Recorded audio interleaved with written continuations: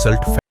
अमूमन तौर पर स्टेशन पर जब बिहार के लोगों की भीड़ बढ़ती है, अनियंत्रित दिखती है, तो वो वक्त होता है छठ का या होली का। और हमने छठ और होली के दिन कई रेलवे स्टेशनों पर बिहार आने वाले लोगों की भीड़ देखी है, जैसी भीड़ आपके स्क्रीन पर आज दिख रही है। लेकिन आज तारीख है 14 जून, न तो छठ है, ना ही होली है, और ना ही बिहार में कोई बहुत बड़ा सामाजिक राजनीतिक किसी प्रकार का उत्सव हो रहा है। फिर भी ये भीड़, अनियंत्रित भीड़, बेहिसाब भीड़ अपने आप में बिहार के युवाओं के बेरोजगारी की अंतहीन कथा की एक वानगी है। ये बच्चे एग्जाम देने के लिए आए थे और जैसे ही एग्जाम खत्म हुआ, स्टेशन पर आ गए अपने अपने घर लौटने के लिए। और स्थिति इनकी ऐसी है कि ये ट्रेन में घुस नहीं रहे हैं, ट्रेन में सवार नहीं हो रहे हैं, इनको ठूंसा जा रहा है। ठेठ बिहारी शब्दों में अगर कहा जाए तो इनको कोंचा जा रहा है ट्रेन में, भेड़ बकरियों की तरह इनको ट्रेन में जगह दी जा रही है।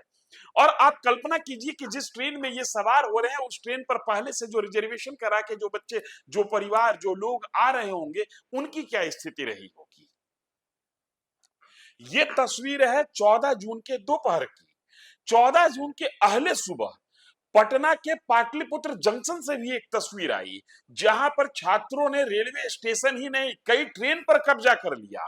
उनका आरोप यह था कि हमें जो कमिटमेंट दिया गया कि कटिहार के लिए या अन्य जगह जो जाने के लिए, जहां पर एग्जाम बिहार में पुलिस का होना है, शायद मध्य मजिस्ट्रेट विभाग के में कांस्टेबल की बहाली निकली है, उसके लिए आज एग्जाम हो रहा है, स्पेशल ट्रेन दी जाएगी।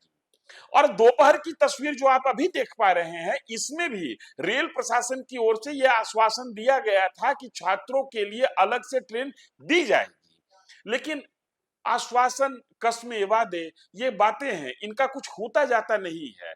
यहां पर व्यवस्था इतनी बहरी और लोगों की संवेदना से अनजान है कि तस्वीर चीख चीख कर कह रही है कि किस तरीके से छात्र, किस तरीके से ट्रेन में सफर करने वाले लोग बेबस हैं। जानवरों से भी बदतर स्थिति कर दी गई है।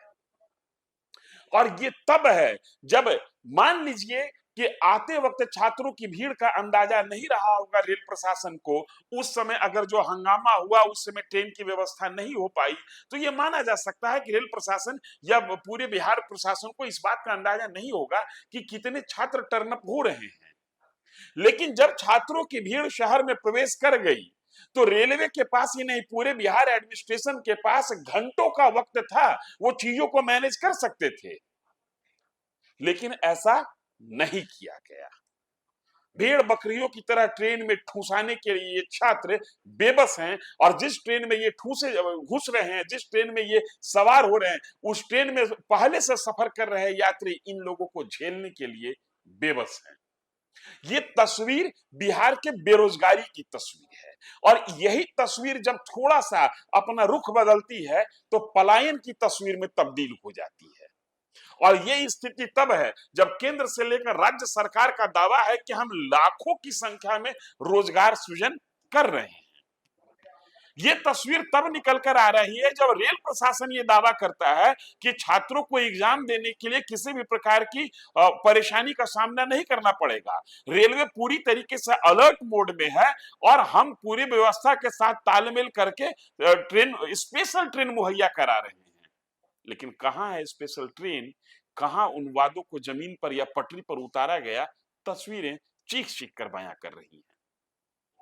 अंतिम में हम आपको दोनों तस्वीर दिखा रहे हैं। एक तस्वीर है 14 जून के दोपहर की, जहां पर छात्र एग्जाम दे के लौट रहे हैं, घर जाना है, और किस तरीके से ट्रेन में ठूसे जा रहे हैं।